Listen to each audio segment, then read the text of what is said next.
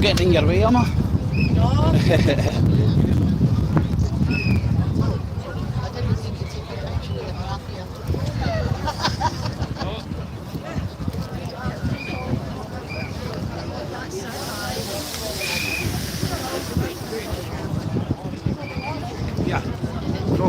How you doing, man? Right, Oh fuck, come on, long time no see. How you keeping, man? Right, mate, aye. Shite as usual, like. How are you? Still recovering from fucking lockdown, man. Fuck, mate. Same old, mate, you know. Still doing things online and that? No, for a couple of months, no, since New Year, but my computer get busted and I need to get that back up to speed. But I've got it 90% there, but the rest of it's just like head busting. And see, to be honest, mate, see, sometimes, especially the way things are, man, with how upset everybody is, fucking, it winds everybody up to high help, obviously. Aye, we just Aye, Rose, this is Crawford. It's an old friend for the online activity. What are you doing? Are you still scouring the internets? To be honest, I've been homeless for 5 years. Not long after I seen you, I lost my house. I was back and What did you do, mate? Just Go through the system? I was in Govan, I was in fucking Shorts, fucking Dulai, Edinburgh. Fuck. Just went from place to place. Mind this is live, mate. I'm no filming you, right? But oh fuck, mate, journey and a half. It's no good being homeless. I've got a house now, like. Nice one, buddy. I've got some place to put the heat again. Look yourself away from everybody. So you're getting back on track anyway, moving in the right direction, I right? end up suffering a disability now, so just get my neck, just toes, the house and all that, just collapsed. Spinal cord. Oh, beautiful, mate. So, Can't walk properly, discs are knackered, lower back's knackered, thumb's knackered, hands are gone. well, it's good to see you down here as well, mate. Oh, dude, that's perfect. Aye, well, aye, since New Year I've not been doing much, and it's a pain in the ass doing it on the phone. But I'm going to get back here once I sort out my computer, my new computer. Aye, the same address, mate. So hit us up if you want anything. I'll lost that account, I need to get my good bucket. Do you use the old WhatsApp? Alright, do you know what, mate? I'll tell you later, or get the keypad and I just don't want to reply.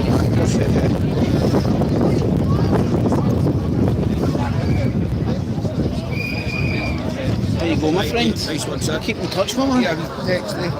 Right, I'm going to take a wee scour about, right, and I'll catch up with you later, mate. I don't know what's happening.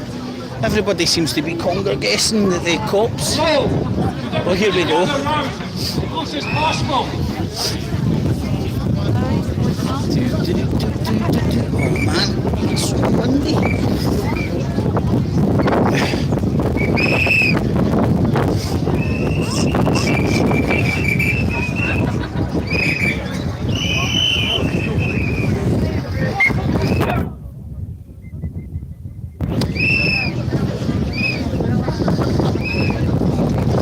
Hello, right, thank you all for coming. Including those who are not listening. For those of you that don't know me, my name is Graham Crawford. I'm a former journalist. I worked in weekly papers, and I'm here. Well, you don't need an explanation why I'm here. And unfortunately, the people who should be out here, should be here, are in there. So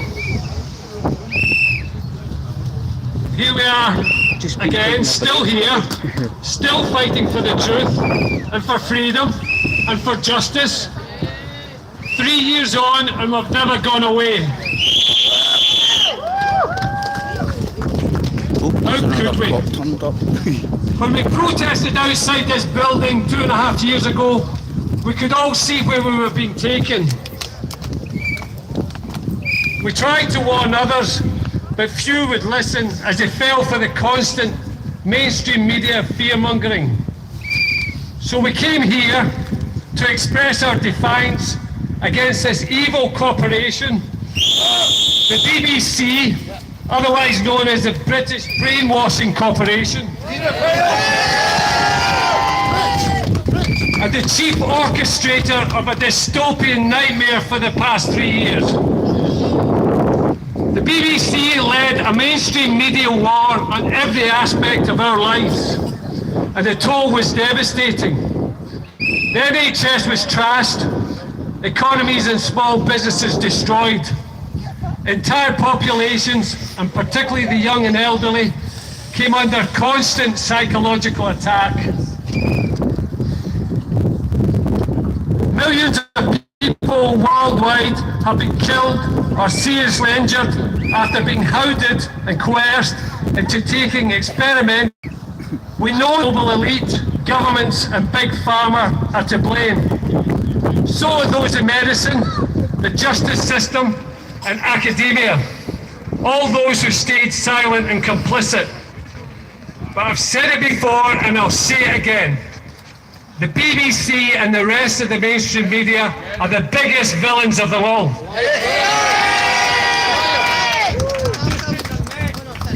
The media should have been our watchdogs, saying enough is enough.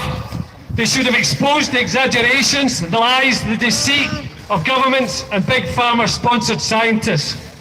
Instead, they pushed the lies and censored and attacked anyone who spoke the truth or dare ask questions. None of this should have happened. None of it. The lockdowns, the restrictions, the toxic injections. People like Alex Mitchell would not be crippled. John Watt would not be a physical wreck. I've just spent 2 hours at a vaccine memorial along Govan Shopping Centre, and nearly every other person that stopped spoke of their vaccine injuries. It was unbelievable. There are countless others in the same situation as Alex Mitchell and John Watt. Real people who were effectively murdered. Real people, many young, whose lives will never be the same. And what about the abandoned elderly whom no one could see, touch or hug during lockdowns? What about those sick and in pain who could not get diagnosis or treatment? It was all down to the BBC and their like. They failed them and they failed everyone. They have so much blood in their hands. They didn't just fail to ask basic questions. They made truth a lie and a lie the truth. They pushed fear hour after hour, day after day. 3 years on, they still do it. And they spread hate and division. Last year, one BBC presenter asked, "Is it time to put the squeeze on the unvaccinated?" She actually said that, matter of fact, and no one batted an eyelid. Imagine if she'd said that about Jews or blacks. The witch hunt against the unvaccinated became that legitimised, that scary. At the same time, BBC editorial bosses decided not to tell anyone about the horrendous injection harms. Can you believe that? So-called journalists, it's beyond comprehension, it's evil. 2.5 years ago, I said there was not a real journalist in that building. Nothing has changed. A simple definition of journalism is fair, balanced, and accurate reporting. That's it. It's that simple. Fair, balanced, and accurate. And they failed every time. These people the people in these buildings, these media buildings, they're sick. They're infected by something dark. So dark they will even destroy and harm their own family and friends with their actions. A real journalist must fight for the truth, never give up.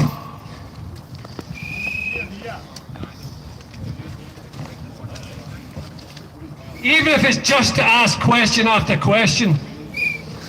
And if a boss gets in your way, you stand your ground. And if the boss doesn't like you being an awkward bastard, you get the hell out and you tell your truth somewhere else. Truth should be everything. You do not stay silent about soaring excess deaths. You do not sell your soul for a nice wage and a pension, just to become nothing more than a mouthpiece for government, Big Pharma and Bill Gates.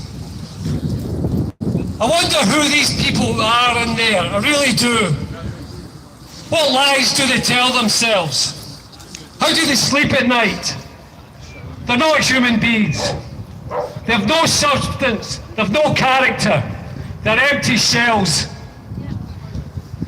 It is left to everyone here to be the beacons of light and truth, justice and freedom. You have never had a more important task. It's a tough path and you're far from alone. There are millions of us around the globe and we're more resolute than ever.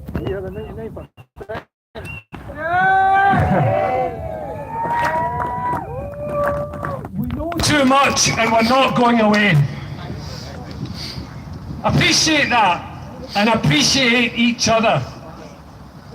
I appreciate every one of you.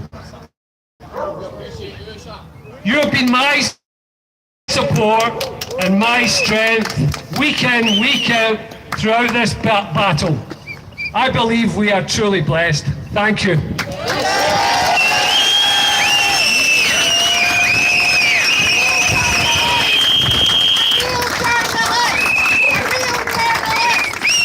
I'm going to introduce the next speaker. You all know who she is. It's Moira from Dundee, who's been the most amazing, inspirational campaigner for 3 years now.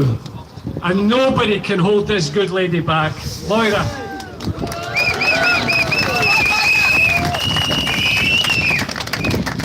It's difficult to know where to start with the BBC crimes, but I'll just talk a wee bit about BBC Question Time, in which nobody's really allowed to question anything. Because I went to the BBC Question Time in Dundee a few years ago with the lovely Fiona Bruce, who wouldn't grill anybody. Anyway, we were led into a room and we were asked to write questions on a sheet of paper, and then they vet the questions before you go into the actual auditorium, and they only let people ask really inane questions. I remember one was, I think Boris Johnson was talking about building a bridge to Northern Ireland, and somebody asked the question, is the bridge to Ireland a bridge too far? You know, I mean, and they all laughed. So it's just a lot of garbage, and they talk about Brexit all the time, you know, for the sore losers. But anyway, the serious point I want to make about this programme is that in October 2021, they had Anna Sarwar on it, and he is the leader of the Scottish Labour. I mean, we're talking about the opposition. The opposition, and Fiona Bew said, and what do you think, Anna? And he said, well, we know who's not vaccinated, but we know where they live, and we need to go door to door hunting. Now, these are not, this programme, I know, is not recorded live. So the BBC bosses ought to have taken that out. It was causing fear, distress and alarm to especially the older people who pay their TV licence watching that. They're living alone, and they have elected not to take up the offer of vaccination. Remember, it's an offer, or is it an order? Is it an order? It seems like it. So, those, 95-year-olds who have chosen the offer, who maybe even fought in the war, for what did they fight for? If we're just going to get fascism through the back door. Anyway, it wasn't put out live this programme. They should have edited it out. They didn't, because they wanted to put fear and alarm into everyone. That's what they wanted. And and they're at it again. This SNP MP from East Renfrewshire, what's her name, Graham? Kirsten Oswald. Now, this is not a joke. She's actually the SNP equality spokesperson, right? And she's saying to the Home Office, do you think it's time to add people in the anti-vax movement, whatever that is anti-harm as far as I'm concerned.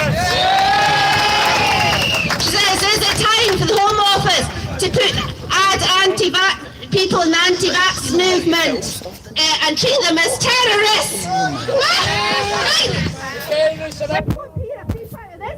They are the domestic terrorists. They're aiding and abetting it all.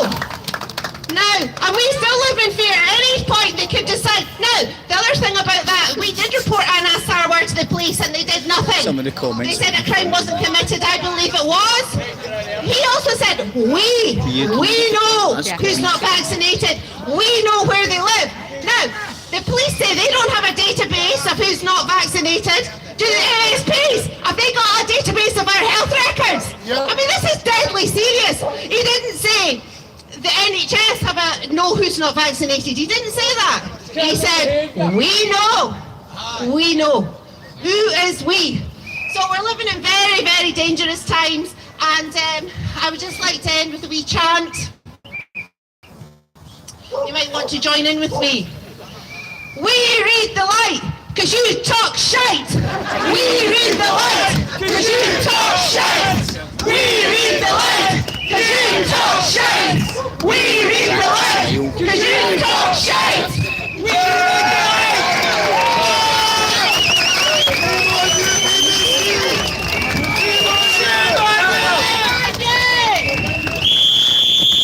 Bruce Scott.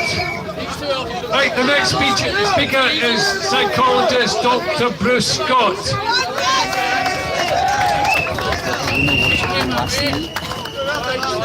Everyone, can you hear me okay? Well, 3 years. I've been talking about this sort of stuff for 3 years. A lot of my stuff that I write about is the use of applied psychology used by the UK and Scottish government for the COVID fiasco. Now, for those of who don't know what it's all about, it's essentially brainwashing and changing people's beliefs. I call it menticide. It is the use of illegal and unethical applied psychology. And essentially, the Spy B of the SAGE scientific committee who advised the government for the COVID pandemic, so-called pandemic, in their documents, they said that the people who were complacent had to be made more fearful. People had to be made terrified, and people had to be shamed for not following the restrictions.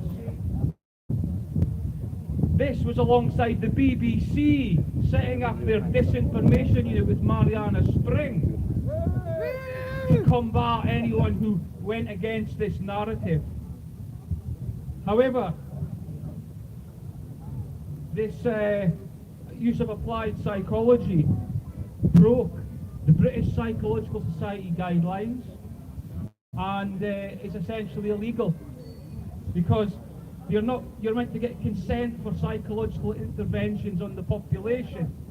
You're meant to get consent for anything that they're trying to do to manipulate behaviour. They didn't do this. Now, they also use coercion with the restrictions. Now, in Scotland, it's a crime to coerce people. The BBC know it's a crime to coerce people, but no one in the BBC ever mentioned that on the Daily News.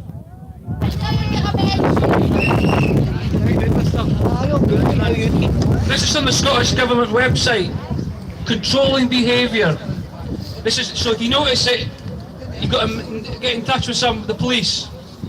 Controlling behaviour is a range of acts designed to make a person subordinate and or dependent by isolating them from sources of support, exploiting their resources, stopping them work, and capacities for personal gain, test and trace, track and trace, and masks, and all the PPE, money-making scams, depriving them of the means of the need for independence, and resistance and escape, and regulating their everyday behaviour.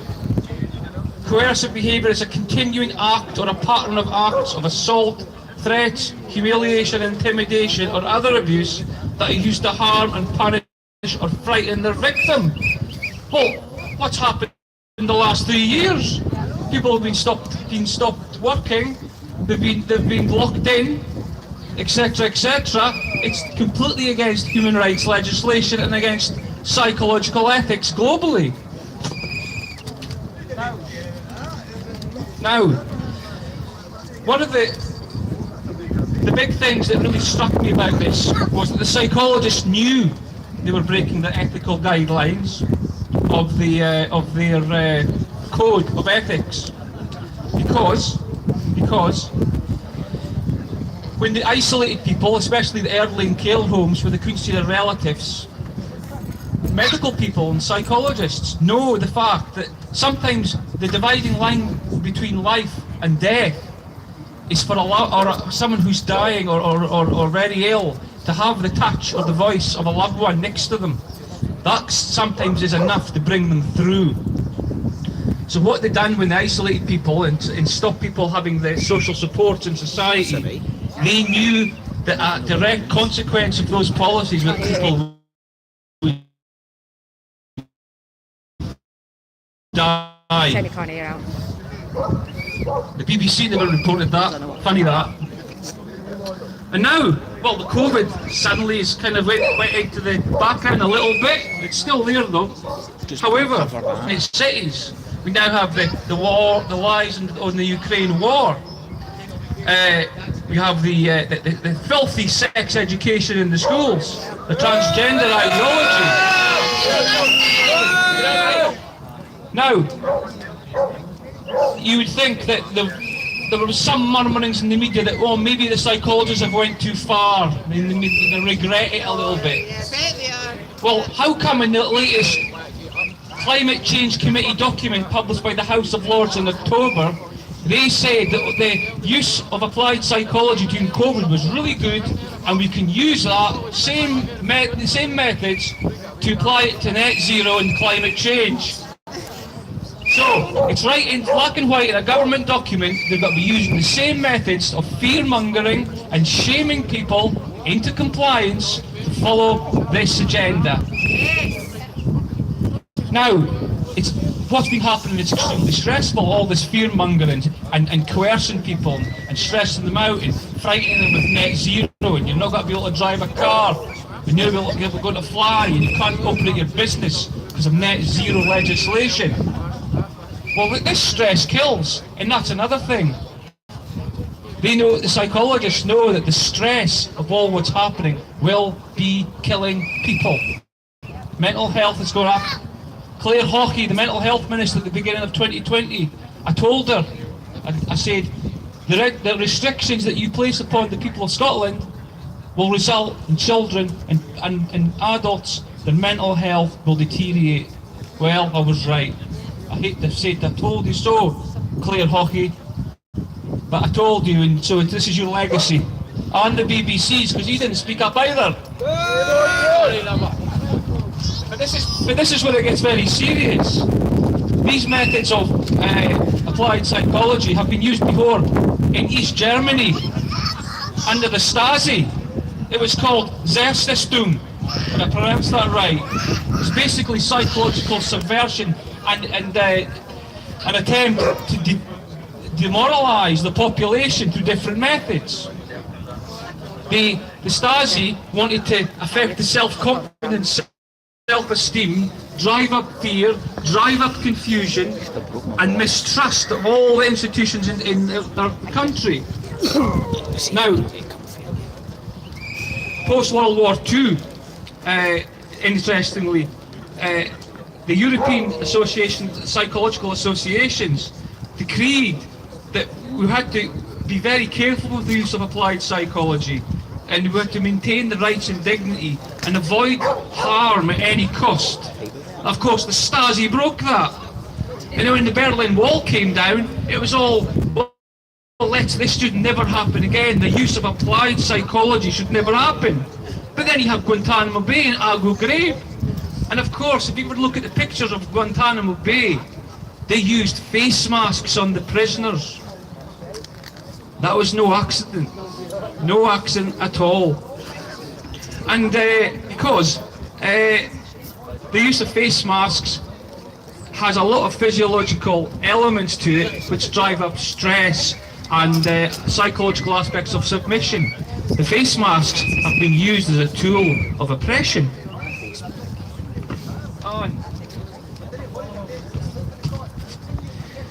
This is related to Biderman's chart of coercion. And this is why it's been illegal what's happened to us, and it'll be ongoing illegal. This is the Binderman's Chart of Coercion is a tool designed to demonstrate and explain coercive methods of stress manipulation used to torture prisoners of war. And it has been applied to explain the use of coercive techniques used by perpetrators of domestic abuse. So one of the methods is isolation. Isolation, which is stopping people seeing each other, depriving them of social contacts. Monopolisation of perception. Fixes people's attention upon an immediate predicament, the news. And it eliminates information not in compliance with demands. It censors other information. Humiliation and degradation, the masks, the marks on the floor, the sanitizer. And this exhausts people, all this. Can you see her now, boys? And the threats, like Anis Sarwar, so we know where he lived. It's just a protest organised against the BBC. So, the BBC building. Here we are, Shit. 2023. This authoritarianism is upon us. Solzhenitsyn, the Russian author, warned that this would come upon the West. Well, it's here now. He told us not to live by lies.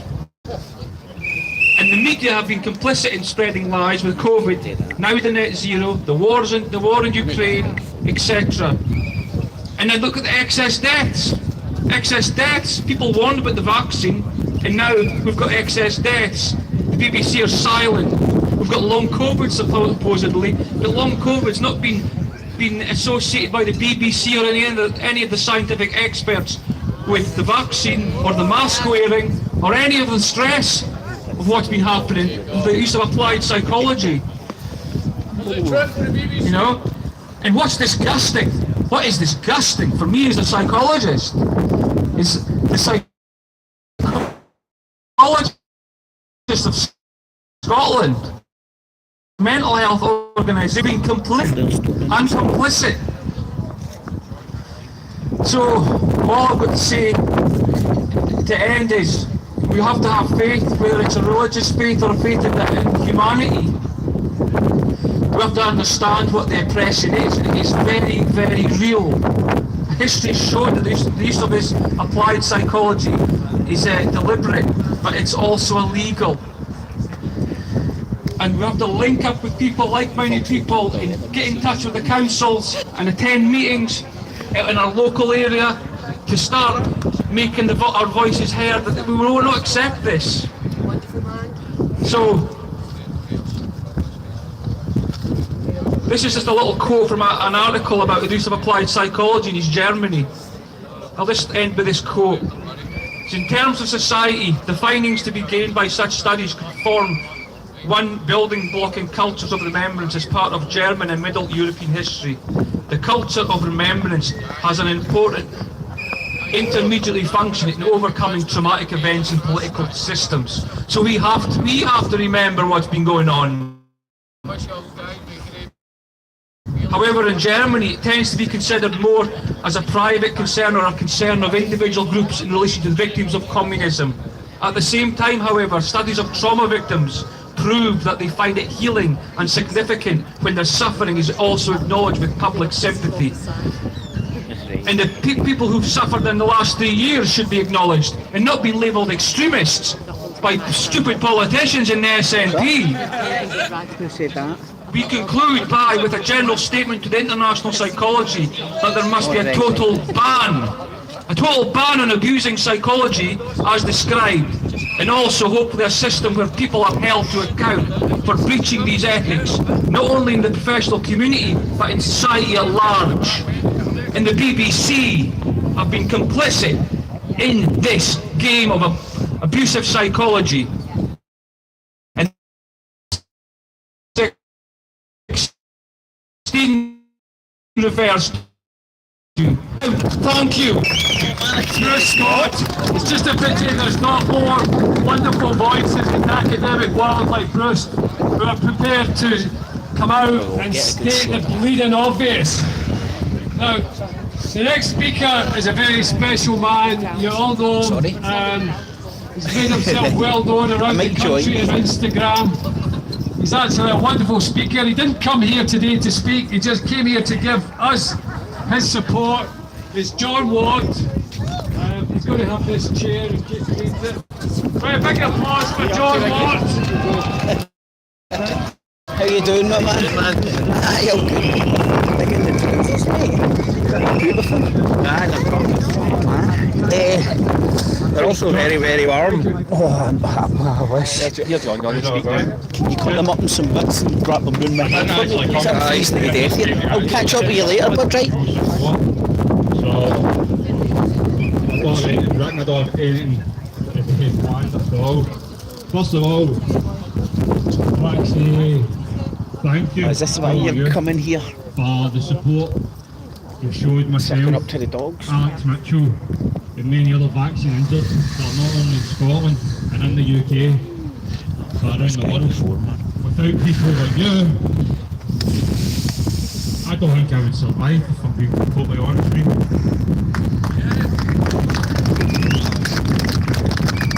A year ago, November 2021, just want to tell you, the BBC and anybody else is protecting these.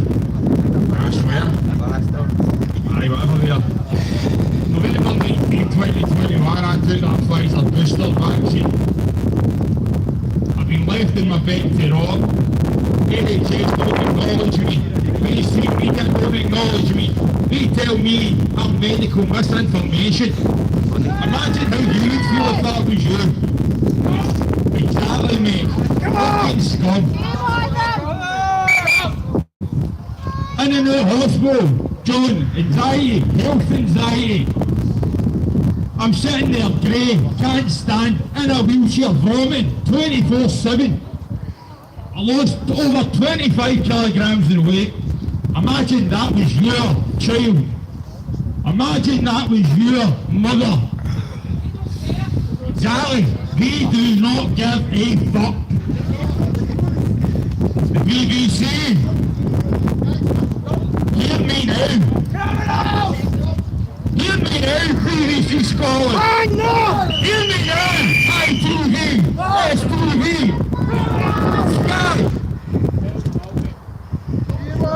Shame on you! Shame on you! You're right. All you do is tell lies. Lie after lie after lie. Take the vaccine, do the right thing. And when it goes wrong, you're left in the car. You're left to rot. We will not acknowledge you. You will not get the money that you deserve. I spent 30 grand to try and get my life back. And what am I left with? Myocarditis and postural orthostatic tachycardia syndrome. Something I shouldn't even be able to pronounce as I'm a joiner from Glasgow. Let me tell all you health professionals and so-called biologists and whoever you are, I know more about this vaccine than the lawyers. I know more about this vaccine than what it's doing to people. You want to trust the science? You want to trust the facts? You want to trust the evidence? I am the evidence! I am the core evidence that you don't want to talk about! All of you are standing here, thank you. If you lost your job, thank you.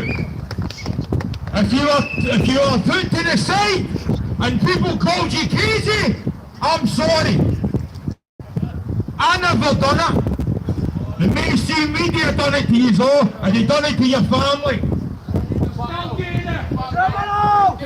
Are we going to let them continue to do it? You know, Glasgow, Scotland, we've been known to be quite a hard fucking city and a hard country. What happened to us? Well, we did with a woman. We shot back inside, telling us how to run our country. Trying to ruin our kids. Trying to kids a vaccine that doesn't even do his job. Nicola Sturgeon, you hear my words, eh? You will see myself and Alex Mitchell in your Parliament building in the near future. Trust me, yeah.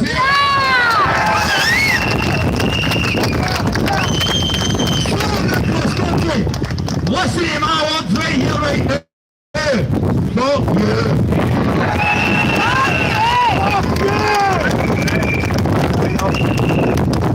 I'm going to wrap this out because I appreciate you all. Like I said, you've done March Glasgow, and you stand with myself and Alex Mitchell. You've done March, you will be bringing the Truth Be Told campaign to Glasgow. I need you to always stand proud with us, because we'll stand proud with you. I promise you, I love you all, and do me a fucking favour and bring the fucking noise.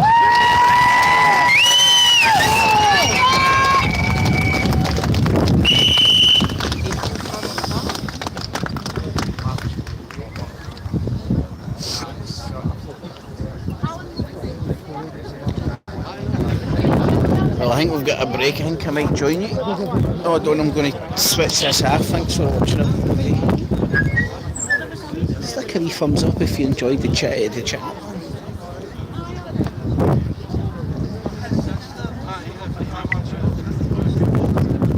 Catch these later.